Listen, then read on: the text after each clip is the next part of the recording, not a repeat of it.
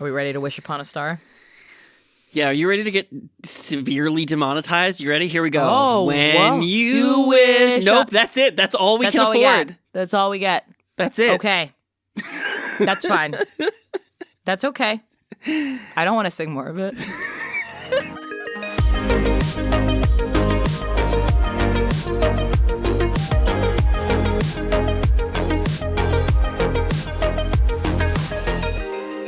Hi, welcome to Simple and Clean, a Kingdom Hearts podcast. I'm Mischa Stanton. And I'm Mayanna, Berrin, and I definitely don't want to sing more of this. What an iconic song. It really is so good. It's wild. so moving. And it's wild that it does come from Pinocchio. I know.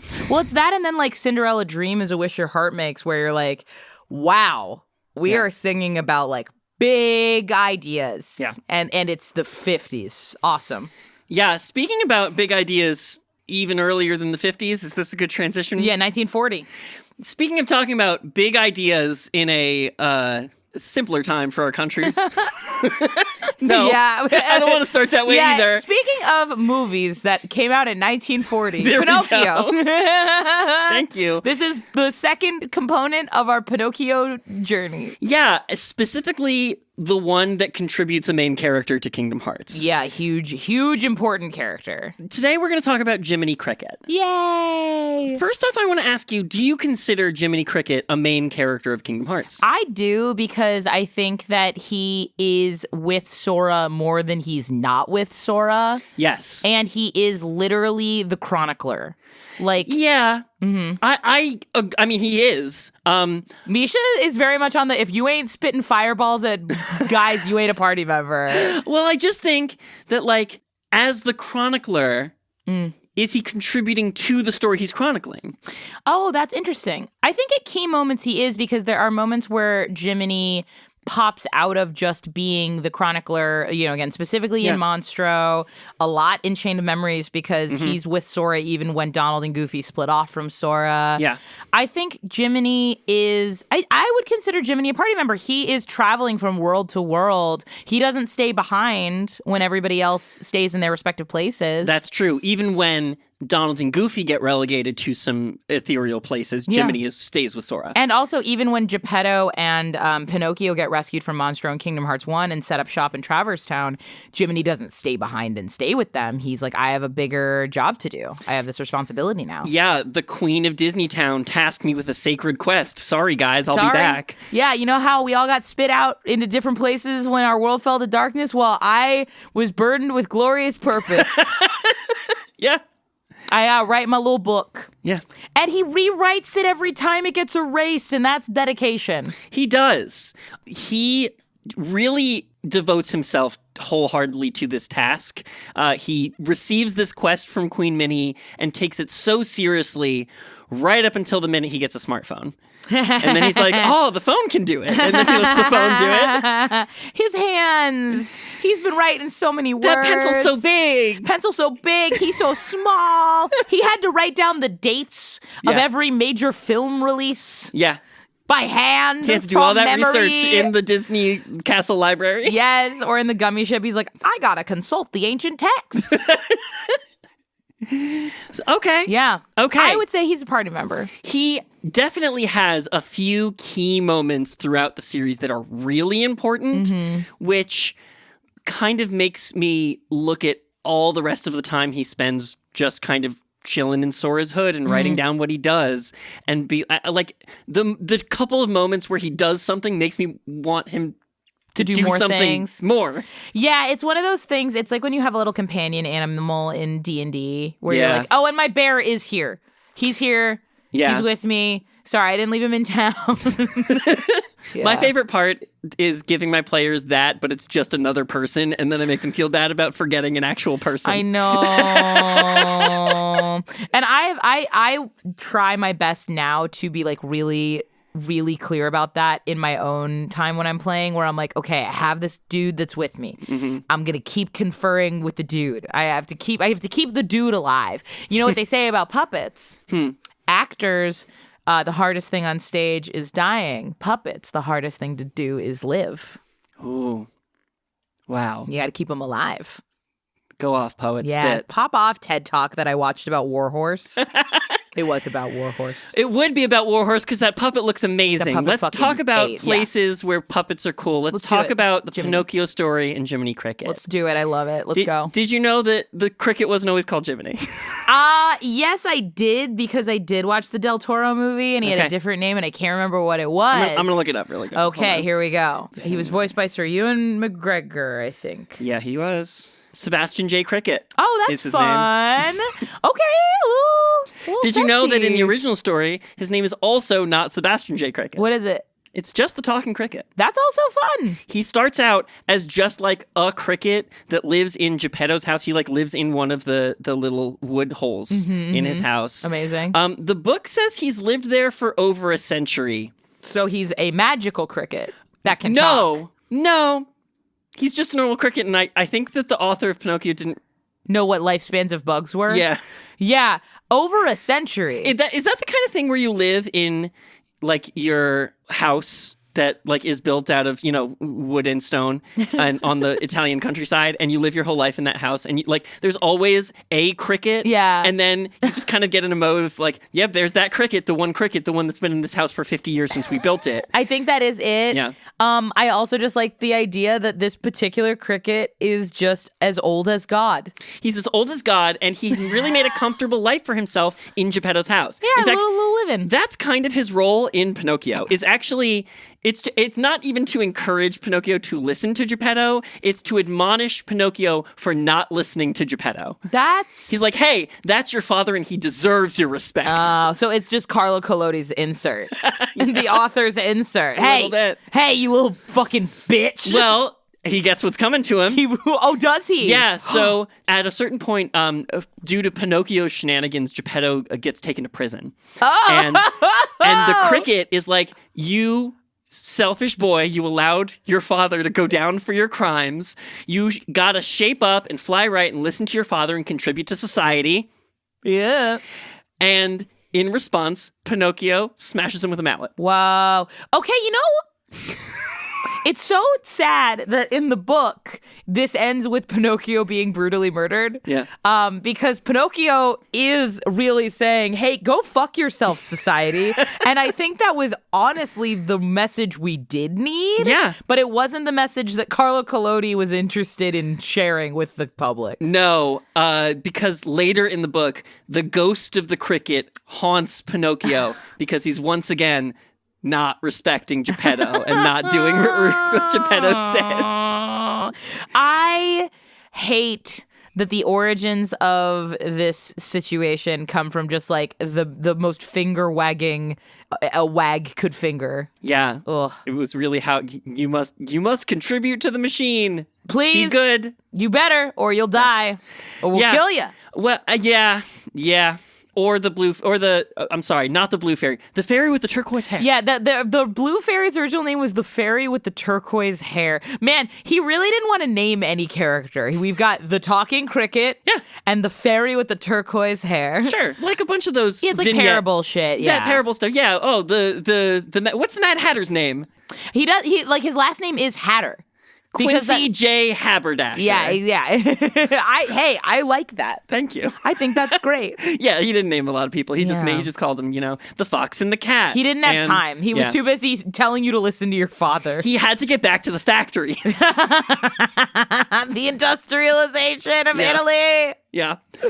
So when Disney was adapting the story, they really made Jiminy kind of his own iconic thing. That's the reason we all talk and think about this cricket is due to the Disney adaptation, in my opinion. That's great. And he is, in many ways, like our perspective character. Like, we start the story with him. That's actually where that trend comes from, right? I've seen a lot of later adaptations, right? We've been talking about the Guillermo del Toro Pinocchio adaptation from 2022. Yes. He's also the point of view character in that one, that the Disney Pinocchio started the trend of Jiminy being the presenter of the story. Yes. It makes him part of Pinocchio's quest from the get-go. Like, instead of being Pinocchio's doing this stuff and the talking cricket occasionally chimes in edgewise, like, it makes them, Pinocchio and Jiminy together going off on this quest.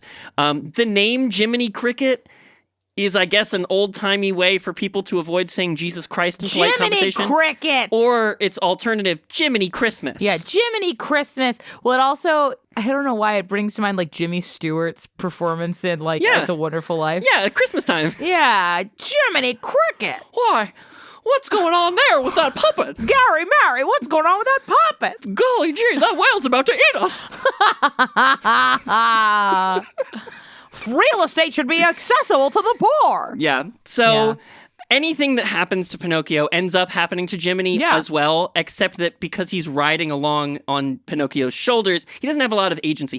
His remit by the Blue Fairy tasks him, whatever he does, try to get him to do right things. Yes. You don't do anything. You just tell him to try to do stuff, and whether he listens to you or not is up to him. Yeah, it's interesting because Jiminy from the jump is like kind of not hobo coded, but no, he is. Yeah, he's like he's threadbare. He's threadbare. He's got like his toes are popping out of his shoes. Yeah, he's in rags. Yeah. He has no hat.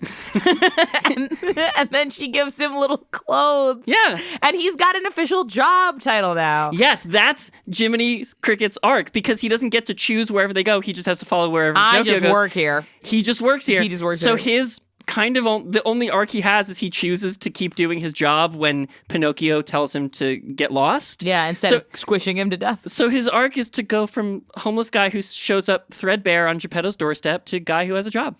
But I also think within that, there's this interesting thing of like, I don't know what's good. It's interesting because it's like by having to guide Pinocchio, he has to also for himself figure out what's good. Yes. Because up until that point, he's just worried about like, I gotta get my sleep in my little matchbox. Right. But he also does. He's a very moral character.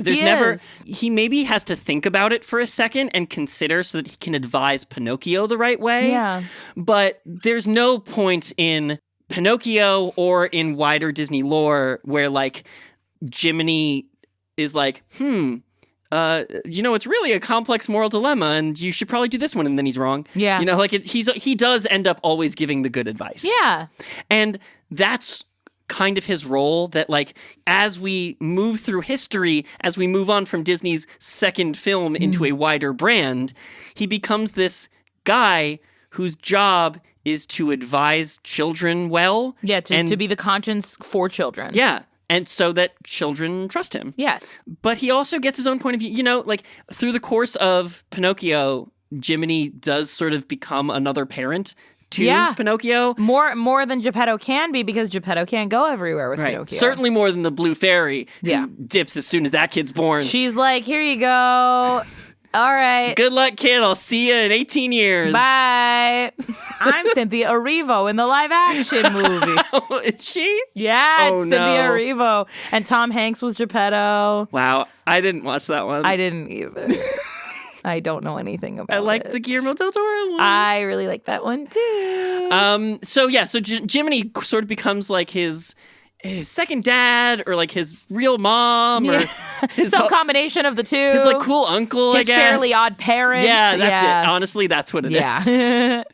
So that evolves out into how Disney used the icon of Jiminy Cricket from there. Yes. He is always right. He's always trying to advise kids to be good and do the right thing.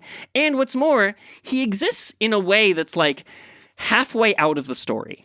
Right. You know, every time we see Jiminy Cricket in Pinocchio, he's always like commenting on Pinocchio's adventure and being like, I don't know if that was good. I think maybe he should have done this. He's like a narrator commenting on the thing. You know what else? He's like the spiritual ancestor to Ariel's Sebastian. Well, he's the spiritual ancestor to all of Disney's animal companions. Yeah, like he was the pink print. This is Disney's second movie. This is where a lot of that archetype stuff gets set up. Yeah. But he's also exists in a way where it's like he has to tell Pinocchio what a good boy would do, which means he has to be aware of like what good boys do in stories. You know what I mean? Like, so he exists in kind of like a liminally, kind of like a genie, but not, but not a genie. Yeah, like outside of the story enough to comment on it a little bit. Yes, absolutely. And so that's why that and the killer threads that he gets at the end of the movie, his little tuxedo. Oh, his little tuxedo. he puts him in the prime position to become like a host Yes. and a guide, not just to Pinocchio, but to everyone through the world of Disney, which is how he was used through the 50s, 60s, 70s, all the way up till today. I mean, he hosted segments of the Mickey Mouse Club. He hosted Fun and Fancy Free. I think he hosted some segments on the Wonderful World of Disney, which is an ABC segment. Are you familiar with Shoulder Buddies? No. It's a merch item at Disney World. It's a magnet disc and then a plushie with a magnet little butt. And so you put the disc under your shirt and you put the plushie on top of your shirt, and so it clamps, and then it's a little guy that sits on your shoulder. Cute. And there's a couple of them, and Jiminy is one of them. Very cute. Yeah, it's super cute. Yeah, so he becomes this sort of, again, like halfway out of the story, but still a character iconic to the brand. Right. So he can bridge that gap for, kids to come into the world of it. And the other thing that breaks out of that mold about Jiminy is his song from the movie, When You Wish Upon a Star. One of the best. It's really something. It's, it's the anthem of Disney. Yeah, 80 years on, it's Disney's theme song. Yes. It's used under the CGI Disney promo in front of every movie. And the Disney cruises, their horn is... Really? It's... Bah, bah, bah, bah, bah, bah, bah. Man, those Disney cruises, they're on brand. They put their whole ship... They put their whole cruise into it. Yep. Yeah, I got caught on the word as well. Yep. They know. They on brand. Yeah, so but that is a song Jiminy sings in the movie. It's beautiful. As long as Disney is using that song, Jiminy is intrinsic to the Disney brand outside of Pinocchio in the exact same way that Mickey, Donald, and Goofy, exclusively in that order, are. And so that's why Kingdom Hearts 1 includes him. Yeah. Because Kingdom Hearts is a Disney JRPG. Yes. And JRPGs come from a DNA of shonen anime about young boys on adventures. And those kids are always dumb and need people to tell them what to do. They really do. They usually need Kakashi sensei. Right, exactly. They need a man in their life who can guide them. And Donald and Goofy have a lot of banter back and forth as a duo. And so you need a little bit of a clear-cut voice that can just always tell you the right thing to do in any scenario, especially to guide you through the video game. But what's interesting is even within that framing, Jiminy is not necessarily always the character to point you in the right direction. No, he tries his best in every scenario, which is, I think, how he is in the movie, that the blue fairy is always I trust you, you just do your best and that'll be enough. Yeah. Unfortunately, the stakes are a little bit higher for Sora. Yeah, I'd say so. Yeah. So it doesn't always end up in the most helpful place. No. But let's get into it. Let's see how that plays out for him. Yeah, if I recall from our Chain of Memories recap episode, not awesome. Not awesome. Not the best. Not amazing. Let's start in Kingdom Hearts 1. Yeah. When we're introduced to him, it's in the first cutscene in Disney Castle. Donald and Goofy are setting out to find the key because the letter from Mickey tells them to. And as they're about to leave, Minnie says, and you, little cricket guy, you go with them and chronicle their adventure. Yes. I submit to you as liege monarch of this realm with all powers exemplary and plenipotentiary. Liege Lord. Yeah. I don't know why Liege Lord is one of my favorite, two words next to each Dowager other. Empress Minnie Mouse. Dowager Empress, the Countess. Queen. So he's tasked with this quest to chronicle the things. And the reason he can do that is because, he got spat out from his own world and he's kind of adrift. And other than gummy ships, they don't really have a way for him to get back home. Yeah, yet. the only option he has really is this. Yeah. He really his tale is a tale of man get job. Exactly. New world, new job. job. His new job is to chronicle the adventures in Jiminy's journal. Jiminy's journal is a huge feature of Kingdom Hearts games. It's massive, yeah. It's the start menu. It's where everything you've ever seen goes. Yeah. It has files on all the characters. It has files on all the story beats. Heartless. It has little screenshots of photos of your adventures. It has all of the Heartless archives. Every single Heartless you've killed of every single type. Yep. And it's where you're keeping all of the secret reports you're coming across on your journey, the little bits of lore that like you're desperate for the next one. Or I am. I know. Do you think I have the a problem. Jiminy? No. Do you think the Jiminy Journal's Jiminy sized, or do you think the Jiminy Journal is Sora sized? Oh, it's Jiminy size. You So see then it. that means that Jiminy takes those big papers and just smashes them into the journal. Yeah, he does. And so it's tiny journal with giant pages sticking out like bookmarks. Yeah, I think there was a Mythbusters episode where they were like, you can only fold a piece of paper 8 times. So Yes. eventually it just like it crams them in He there. probably just transcribed them on Space Adventures you know. while we're shooting Heartless in space. He's like, I'm just going to copy this down real quick. Well, sure, because he's just, especially through all of Kingdom Hearts 1, like after he gets that mission, he's kind of just chilling in Sora's hood and doesn't really even pop out for a lot of scenes. Only a couple. But he does have to write freehand while Sora is hopping around and stuff. Sure, that's harder than it looks. And that's hard. Yeah. He's like one of those like photographers in Civil War who's like, I'm in the battlefield, but I gotta get the picture. Yeah, I better take this with crystal clarity on horseback. Yeah. Yeah, for sure.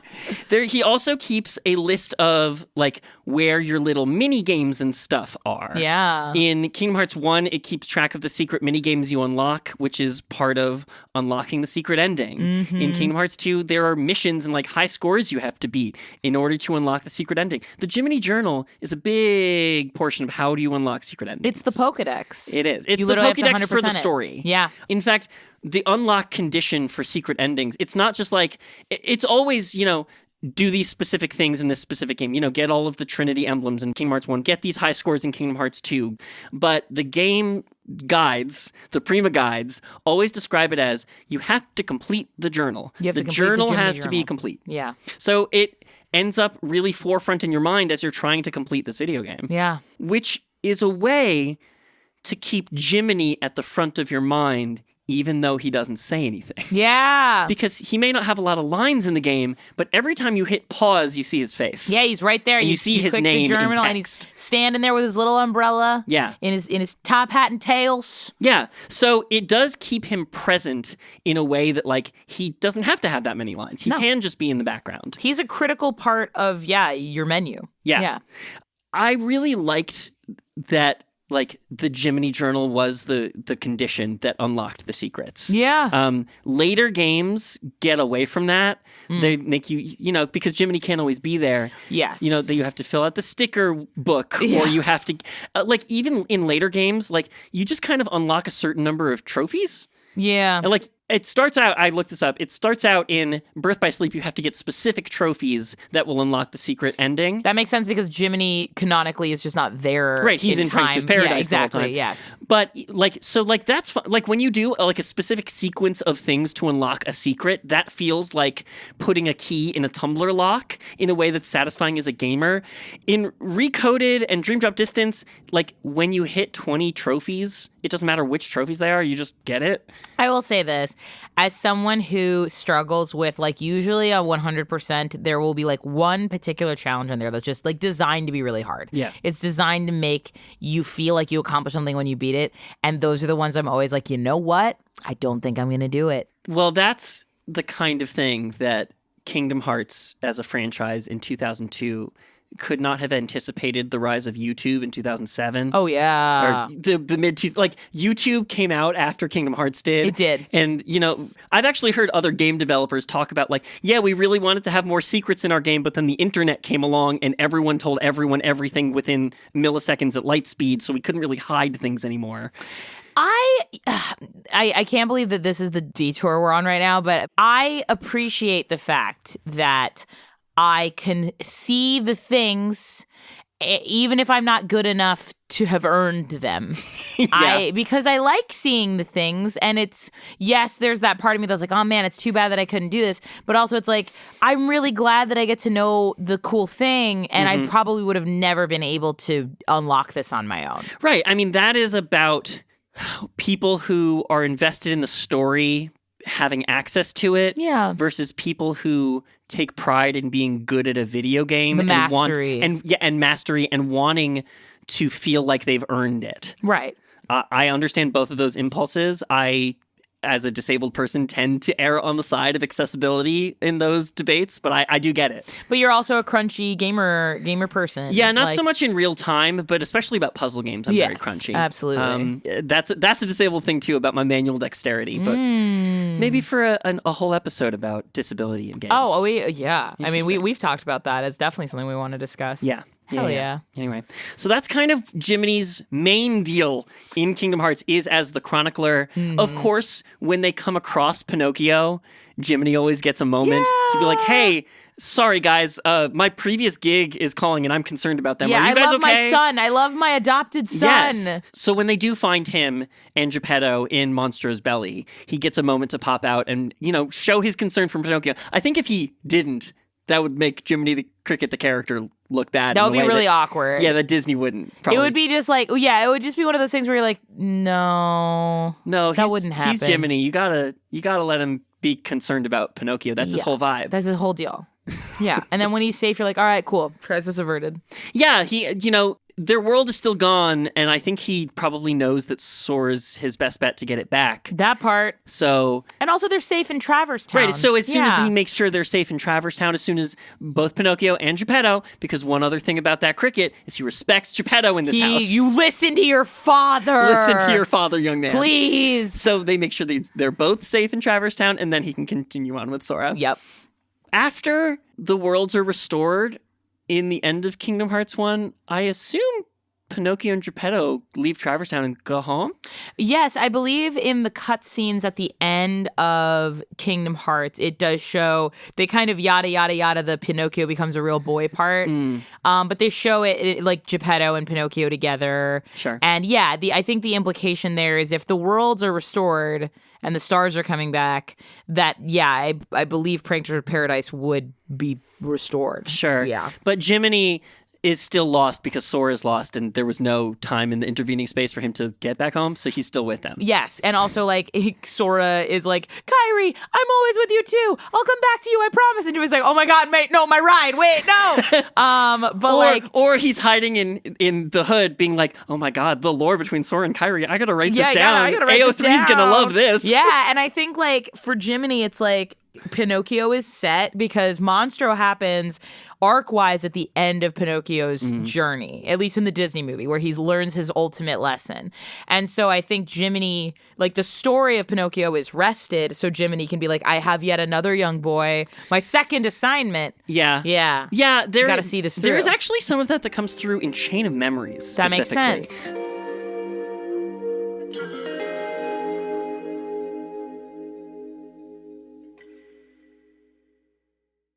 Hey y'all, it's Mischa. I'm the little guy that lives in your hood while you go off on adventures. That's what a podcast is, right? Anyway, thank you as always for listening to Simple and Clean. I am wishing everyone in the Northern Hemisphere a simple and clean summer. And for my Southern friends, a simple and clean season. I don't really know what that means. Whatever it means to you, I hope you have it.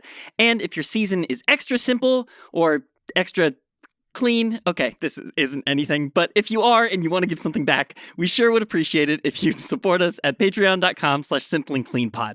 And in return, you can have versions of these episodes where I don't ask you about it ever again, as well as a handful of secret reports, with more coming soon. You can also follow us there for absolutely free if you just want to see our quips, or you can drop us a line, you can drop us a message in a bottle, however it works for you, however you want to show your love for this show. We love sharing the joy with y'all, and we want to keep doing it for as long as we can.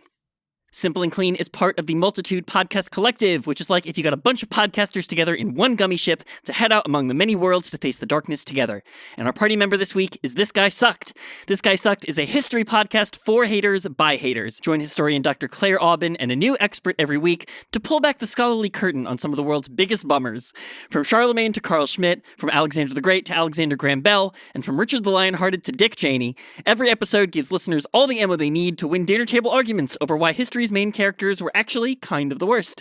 No dead person is safe, and the show's guests prove that the best part of understanding the past is criticizing it. New episodes every Thursday, wherever you listen to podcasts. Look for This Guy Sucked.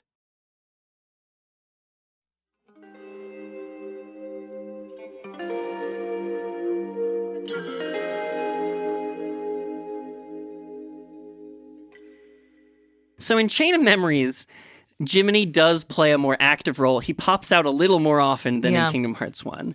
He ends up contributing to conversations where Sora, Donald, Goofy, and Jiminy, exclusively in that order. There you go. Thank you. That's a mouthful. But the four of them put their heads together about the puzzles of this castle, not just three. And unfortunately, that does lead them astray slightly. Yeah. Early on in that castle, they get told to find is to lose and to lose is to find. And Jiminy's kind of the one that's like, oh, obviously that means memories. So I guess we just got to forget to remember the good stuff, which is playing right into the enemy's trap. And he was, just like the Blue Fairy told him, all he has to do is his best. Tries his best. But in Castle Oblivion, the stakes are very high. The stakes are high, but I will say in his defense, we didn't know that. I know.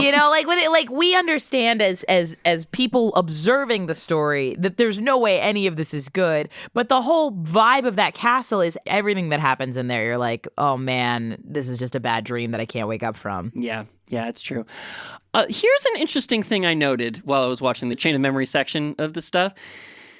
When he enters the castle, Sora's like a normal boy, and they turn Goofy and Donald into cards that sort of, like they sort of disappear into non-space. Yeah. Jiminy, not a card. Very interesting. Sora and Jiminy, the two people who get to stay normal people. Interesting. Well, I guess it's also because Sora is the main combatant. Right. But Jiminy at no point is ever a combatant. No, and I think it has something to do with the fact that like Jiminy's so small he fit in Sora's pocket, and therefore like he counts as part of Sora's inventory. kit. Yeah. Well, he's just sitting in the pockets next to all the cards. Right. Yeah, just writing furiously. Well, he does. I mean, the Jiminy Journal in Chain of Memories has a card catalog, so he does have to. He's like, oh mark boy, all each one. right, time to scan all of these. Yeah. In triplicate. Yeah, and so he also gets a pop-out moment in Castle Oblivion's reflection of Monstro. This is the moment where as he's re-walking through these memories, actually, where, even though he knows it's not really Pinocchio, Jiminy still just has the fondness in his heart for this kid. He loves this kid no matter what. Yeah. But then he sees Pinocchio taking care of himself, taking care of his father in Monstro, moving on, finding that ending of his story. And Jiminy has a moment where he's like, I think Pinocchio's growing up. He doesn't need me anymore. He's got a conscience of his own. Which is the point. That was much like a teacher, like your job is to make them not need you anymore. I'm going to tell you a crazy story. Okay. A quick one, a quick crazy story. When I started seeing my therapist many years ago, he told me, he goes, well, I'm what you'd describe as a terminal relationship in your life. And I was like, whoa, what does that mean? He goes, what it means is one day, without any warning, we won't be in each other's lives anymore. And that's a good thing. Yeah. Because it means that, the process that we've gone through together will have been complete. So that he's like, I know that about the dynamic of our relationship, as I'm your therapist kind of thing. And I was like, that was a really powerful, meaningful thing for me to hear.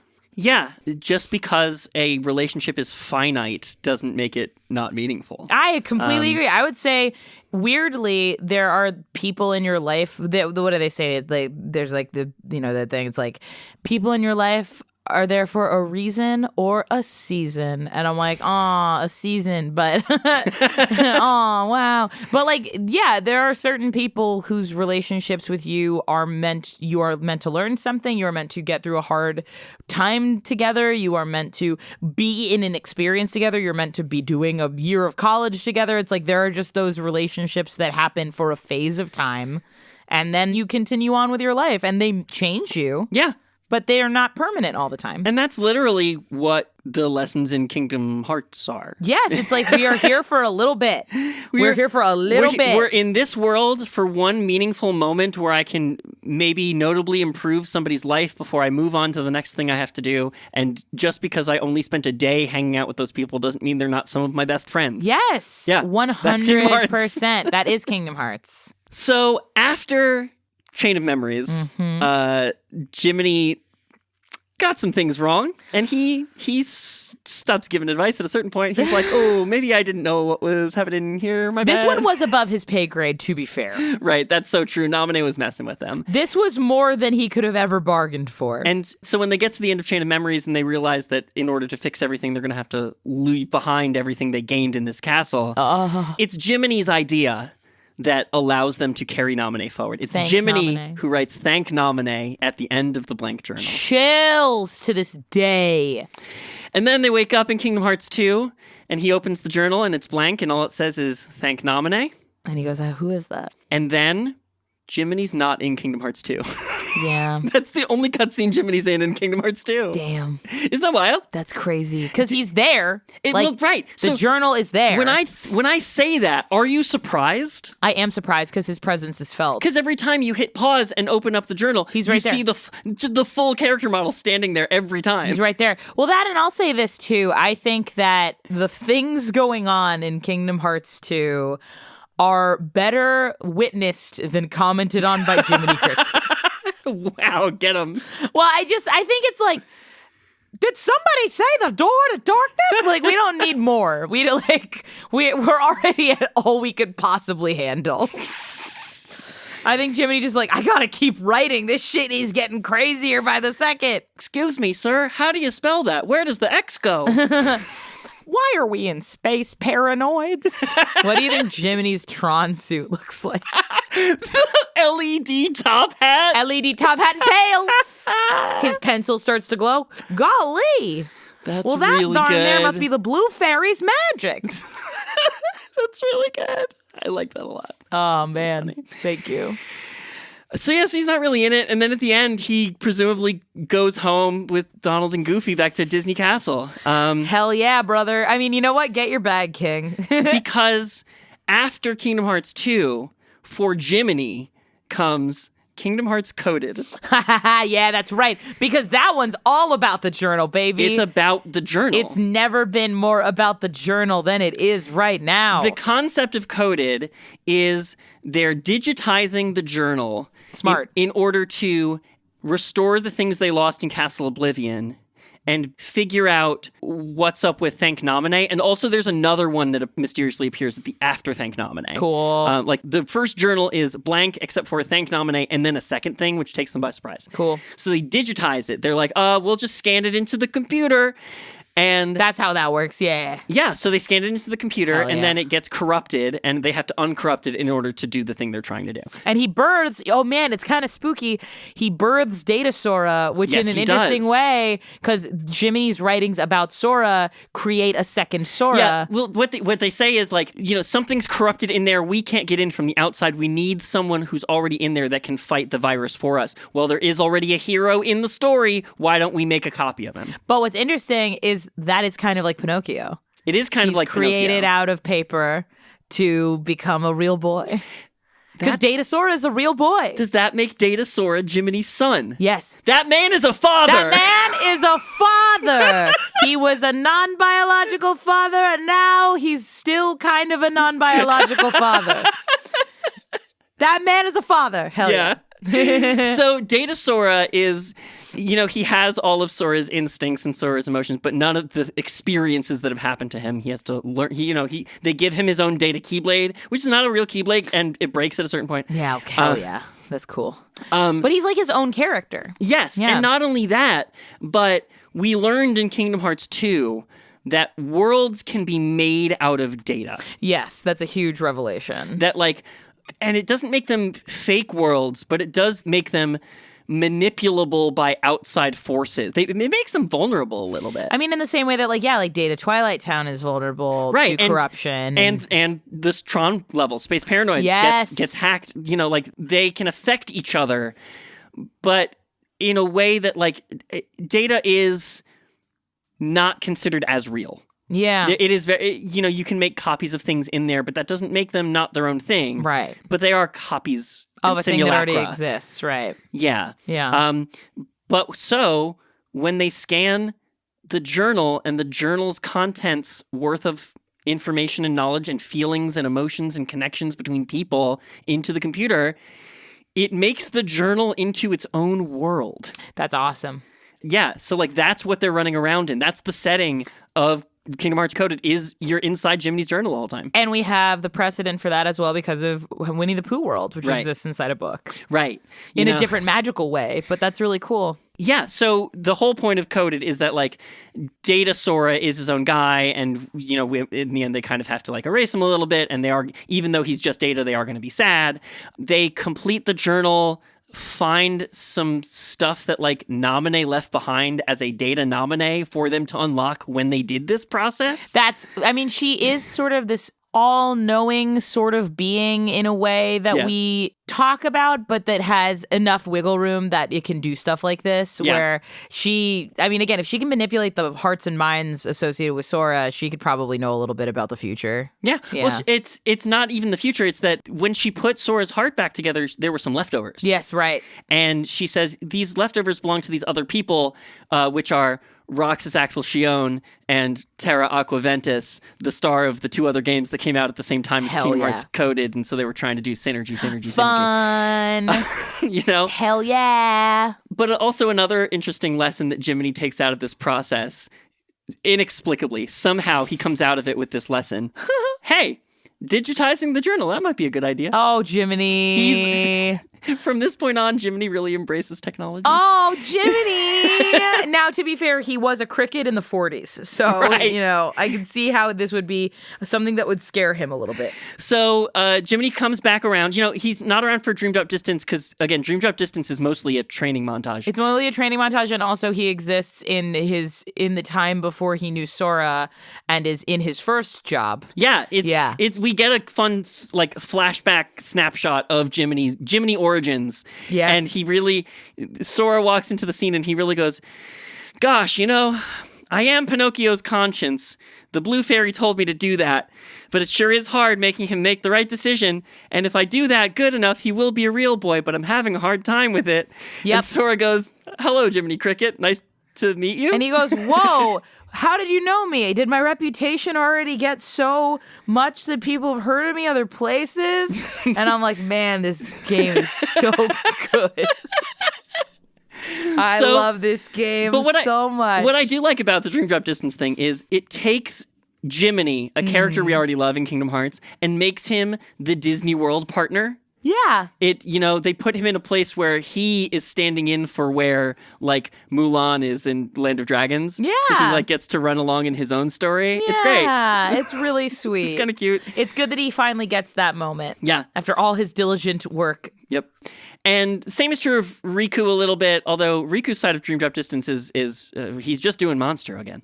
Yeah, he's just doing Monster again. It's kind of, it's funny because, again, you're back and you're playing as Riku this time in the Monstro section, and you couldn't help, at least for me, you couldn't help but think about how it's like, man, Riku's changed so much since the Riku I met here many, many, many games and years ago. Yeah, it is one of the better, like, we're going back to a world we've already done bits of this series, I will admit. Yeah. And then in Kingdom Hearts 3, Jiminy learns about the gummy phone. Hell yeah. And he is like, wow. My life, I didn't know my life could be this easy. Everything has changed. Good for him. He deserves This device is wonderful, and I'm going to tell everybody. And Jiminy spends, I would say, 2/3 of Kingdom Hearts 3 trying to get everybody to use the gummy phone. Good for him. They're always like, what do we do next? And Jiminy pops up to go, you should check your gummy phone about it. I texted you. Hey, Sora. Psst. Psst, it's me down here. I texted you on my phone. It's the same size as me. It's actually bigger than me, but I texted you. You should check it. Well, one thing I do think is interesting is so the gummy phone ends up, they do video calls a lot. Yeah, it's cute. So, like, for example, when Mickey's on the phone and, like, Riku has to, like, crouch in the background to be in frame. Jiminy just has to stand on Sora's shoulder. So whenever Sora's taking a phone call, Jiminy just also gets to be there. My boys, my boys. I love them so much. And the one other place that Jiminy really does, I'm not going to lie, anything notable in Kingdom Hearts 3 comes at the very end of Kingdom Hearts 3. Like a lot of the important things in Kingdom Hearts 3. Yeah, most things. Kingdom Hearts 3 is really a story of woohoo! Ah! Yeah. So in the portion. Yeah. when everything's going horribly and bad. Sora's in the Keyblade graveyard and all of his friends are getting blasted out of existence and he gets blasted out of the world and has to make his way through dark, empty void space. Hell yeah. Jiminy's along for the ride. Because somehow, in this world where you can travel through worlds to get to hearts and through hearts to get to worlds, Jiminy counts as part of Sora in the physical field of his existence. That rocks. And also he should at this point. He's set up, he's got a little house in there. He does have a little house in there, but like, I thought we were, at this point in Kingdom Hearts 3, I thought we were traveling through like inward dimensional space of Sora's heart. How come Jiminy gets to ride through that? Well, because Jiminy can exist outside of Pinocchio, right? Like Jiminy has ascended beyond the limitations of his own story. That's the magic power the blue fairy gave him. Ooh. In this world where you have to construct, this is so Watsonian. We've talked about the divide between Watsonian and Doyleist perspectives. This is the Watsonian perspective for why this is happening. The power that the blue fairy imbued Jiminy with is the power to follow your charge no matter where they go. Let your conscience be your guide. To guide them through no matter where they're going. Yes. So even when Sora's not existing in his own body, Jiminy's there. That rocks. Well, the other thing I was going to say is we know canonically in the world of Kingdom Hearts, fairies make clothes that are magic. Also and true. let you do things you can't normally do. And so if the three fairies from Sleeping Beauty can give Sora clothes that turn him into a fusion hot Dragon Ball Z character, the blue fairy who gave Jiminy his clothes could give him clothes that let him travel through space-time. Of course, it's all in the top hat. I should have known. Top hat and tails. I should have known. Zippity-doo-dah.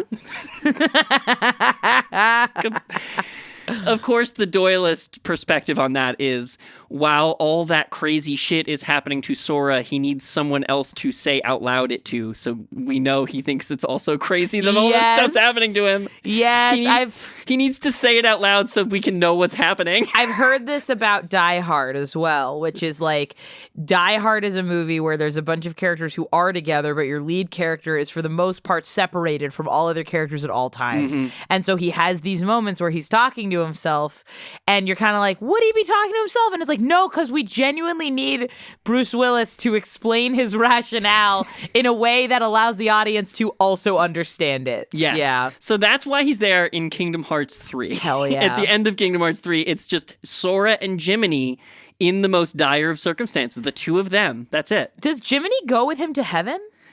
No, that makes sense. He goes with him like when he's hopping from world to world, chasing the lich that's holding all of his friends' hearts. Yes, but there are moments when he's like standing in the empty streets of San Francisco, and like it's just him and Jiminy trying to figure out the things that are happening to them. Like in this very intense moment of Sora's, Jiminy's the only person there to talk to him. I love that. I think that that's really cool, and I think that like, for such an old character, you know, again, we've got cooler, newer, hipper characters.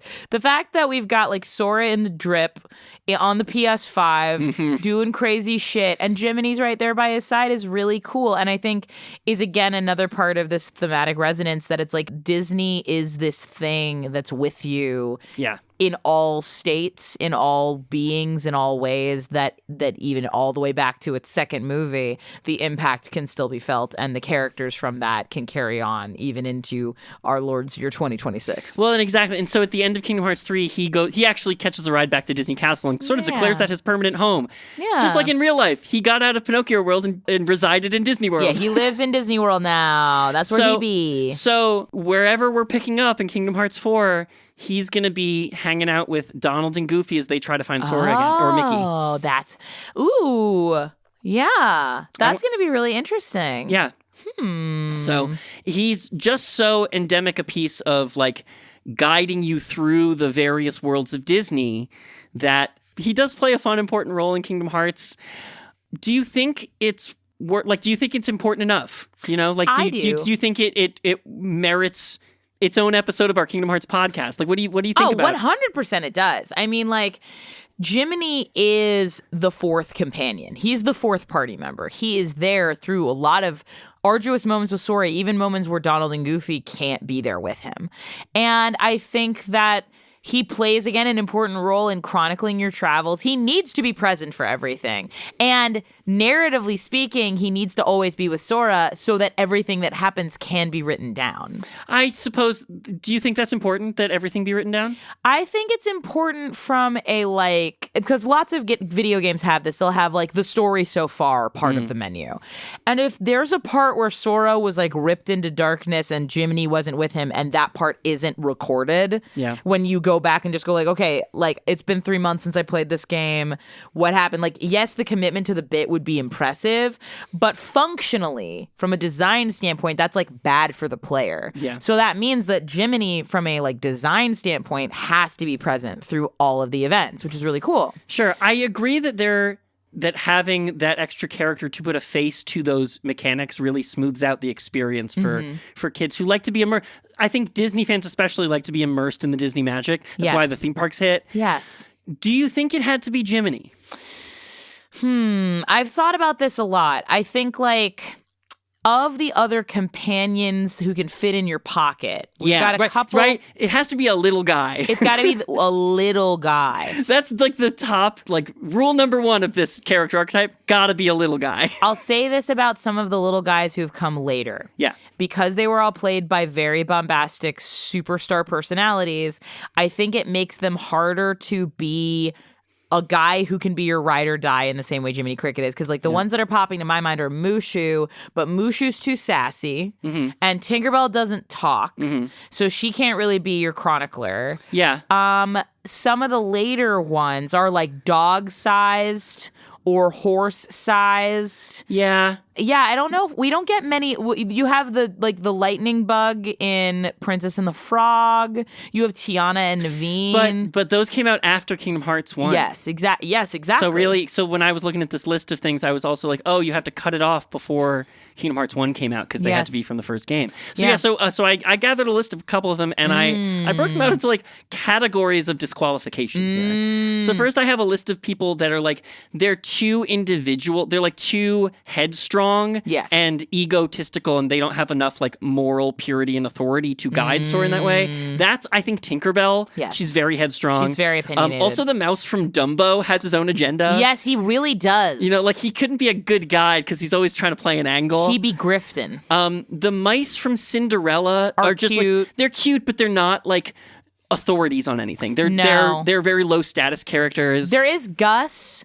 who is the leader of the mice, but he always defers to Cinderella, and he really only is, like, it's Gus, right? Yeah, well, he's also, like, the big guy with the heart of gold trope, which doesn't have intellectual authority. I'm thinking of the red one. I'm trying to remember what the red one's name is. I forget. Yeah, but he's the one who initiates Gus, because Gus is trapped in the little cage. That was another mode of qualification for this. It had to be one guy. Yeah, it couldn't can't be a trio. So that's also why I disqualified Lumiere and Cogsworth. Because it's a duo. Because they're smart, and they do exposit in their world, but it's two of them, and, like, Sora and Donald and Goofy and Lumiere and Cogsworth exclusively in that order. That's feel right. Too big an order. And also, Lumiere can't fit in your pocket.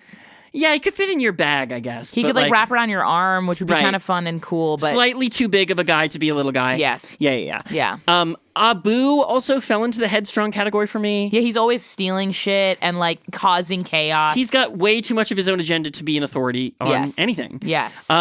There's also some animal companions that, like, are intellectual authorities and moral authorities, but in their characterization are too antagonistic to their child protagonists. So, like, Sebastian the Crab, he's a hater. Is, like, too much of a nagging figure. That sea witch. Zazu, same category. Hater. And to a certain extent, the Cheshire Cat also falls in this. He's just unhelpful. Right. He knows everything about the world, but he's there to be an antagonist to Alice's journey. He's not there to help anybody. Too big for pocket. But he could just, his smile could be too big enough for nothing. That's true. But I do think he's too against the child. He's too obtuse. Yes. Yes. And then there's a few that I was like, those would be a good companion for Sora, but they're too much like kids they wouldn't match well because he's supposed to be the kid. People like Flounder. Kid. Or like Thumper from Bambi. Too cute and too goofy. Yeah, like too much of a kid. A scamp. Right. So when you look at all of those things whittling down the list, like who's left? Turk, who's too big. Turk's not a little guy. No, too little. Too big to be little. It's literally Jiminy and Mushu. And Mushu, I mean, one, especially if they wanted to try to cast Eddie Murphy, too expensive. Well, Eddie Murphy doesn't voice Mushu in the games. Right. It's the same thing that, like, one of Tom Hanks's brothers voices Woody in all secondary properties. Yeah, in Kingdom Hearts and pretty much everything besides the movie Mulan 1. Mushu is voiced by this guy, Mark Mosley, who actually gets hired also to voice double for Donkey and Shrek. He's like the guy who plays the Eddie Murphy guy. Yeah. The Eddie Murphy sound-alike guy. Yes. Amazing. Good for you. Good get. So I don't know. But Mushu's also on a similar journey as Jiminy, where he's tasked by a supernatural force to be a good guide and be a moral center for this person on a quest. Mm-hmm. The difference is that, like, yeah, Jiminy's homeless and he gets a home throughout Pinocchio, but like that's not what he's doing. He's really taking the moral imperative of his job seriously.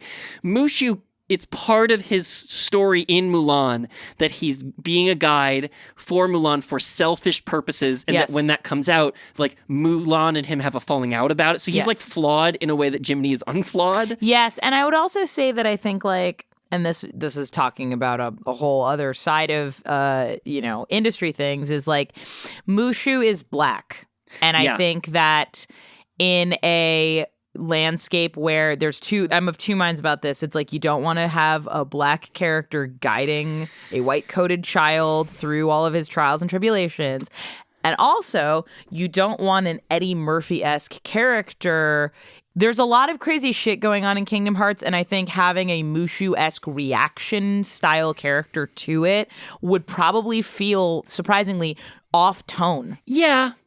I think that there was a way to do it if they wanted to. But I think really the more important point to consider here is that Jiminy's the archetype of this. Yes, he's the first one. He's the first one. He's the reason all of the other characters I mentioned even exist in their movies in the first place. Very much that. It's like, once you find a formula, or like once Disney finds a formula, they will kind of replicate that formula across because it works.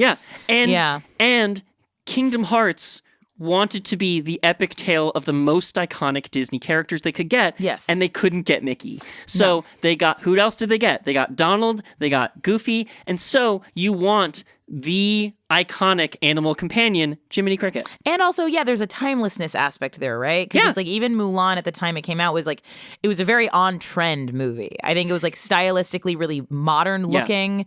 Yeah, Mulan is the second most recent property in Kingdom Hearts. The most recent is Tarzan. Yeah. But like one back from that is Mulan. Yeah, so it's like it's on the, and Mulan doesn't even really feature outside of Mushu in the first Kingdom Hearts game because it was probably too new. Yeah, I think that there was a sense that, now in 2026, we know Mushu is a classic guy. Yeah. But at the time, I think he wasn't as classic a character, as close to the core of the Disney brand. They wanted the core of as close to the core of Disney brand as they could get their hands on. Yeah, absolutely. And again, the ones that have stood the test of time. Right, exactly. Yeah. And I think there's one other thing. Jiminy's task in Pinocchio and metaphorically, you can extrapolate that in Kingdom Hearts. Jiminy's there to be Pinocchio's guide, to tell him how to be a good boy. Right. We talked about this in your episode just recently, but let's cover it again. What kinds of things does Jiminy tell Pinocchio to do in order to guide him into being a good boy? Well, I will pull up the quote, which I didn't pull up for my episode, that the saying the quiet part out loud of the original Pinocchio. Okay.